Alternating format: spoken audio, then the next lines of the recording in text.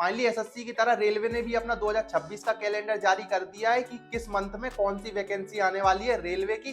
अगर आपने 10th 12th या ग्रेजुएशन कर रखा है तो ये वीडियो सिर्फ आपके लिए। रेलवे में जो सबसे बड़ी वैकेंसियां हैं वो 7 से 8 है, जिसमें ALP technician, RRB JE, section controller और paramedical, railway group D, NTPC graduate और एनटीपीसी अंडर ग्रेजुएट। इनमें जो सबसे ज्यादा वैकेंसी आती हैं वो आती हैं एएलपी में, टेक्नीशियन में और एनटीपीसी ग्रेजुएट और अंडर ग्रेजुएट और ग्रुप डी में। साथ ही रेलवे की अलग अलग वैकेंसियों पर अलग अलग क्वालिफिकेशन मांगी जाती है। जो बेसिक क्वालिफिकेशन होती है वो 10th पास प्लस आईटीआई होना चाहिए आपके पास।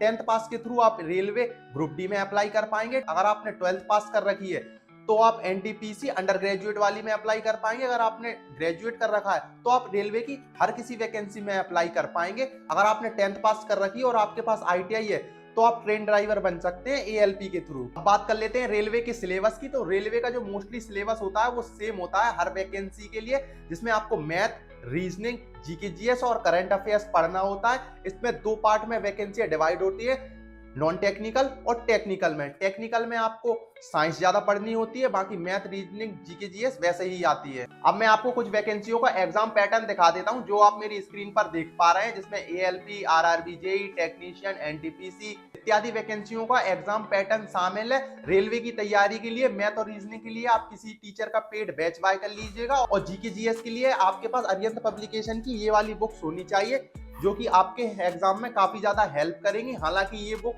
रेलवे के अलावा एसएससी, बैंकिंग या स्टेट एग्जाम की तैयारी करते हैं उनमें ये हेल्प करेंगी। इन बुक्स की खासियत ये है कि मार्केट में जितनी बुक्स आती हैं ये उनसे बिल्कुल अलग है, क्योंकि इसमें सारी चीजों को कलरफुल डायग्राम, स्मार्ट अप्रोच और विजुअल चार्ट और इंपोर्टेंट की पॉइंट के थ्रू समझाया गया है। एक बार पढ़ने पर ही चीजें आपके दिमाग में सेट हो जाएंगी। आप इस वाले चैप्टर को देख सकते हैं जिसमें अगस्त प्रस्ताव, सत्याग्रह एंड क्रिप्स मिशन शामिल है। अगस्त प्रस्ताव को पारित किसने किया, क्रिप्स मिशन भारत कब आया, क्रिप्स मिशन की शुरुआत किसने की, ये सारी चीजें शामिल है। काफी डायग्राम के थ्रू समझाया गया है, जिससे कि अगर आप एक बार ही पढ़ते हैं तो आपके एक बार में ही चीजें आपके दिमाग में सेट हो जाएंगी। इस तरह का एक्सप्लेनेशन आपको हर बुक में देखने के लिए मिलेगा, विजुअल चार्ट और मैप के थ्रू, जिससे कि आप एक बार में ही पढ़ेंगे तो आपको एक बार में ही कॉन्सेप्ट क्लियर हो जाएंगे। आप इन बुक्स को बाय करना चाहते हैं तो इसका लिंक आपको मेरी डिस्क्रिप्शन में देखने के लिए मिल जाएगा, जहां से आप इन्हें इजीली बाय कर पाएंगे। ये बुक्स आपको हिंदी और इंग्लिश दोनों माध्यमों में देखने के लिए मिल जाएंगी। साथ ही जिस भी एग्जाम की आप तैयारी करते हैं तो उस एग्जाम में ये बुक्स आपको काफी ज्यादा हेल्प करेंगी, तो इन्हें बाय करके रख लीजिए।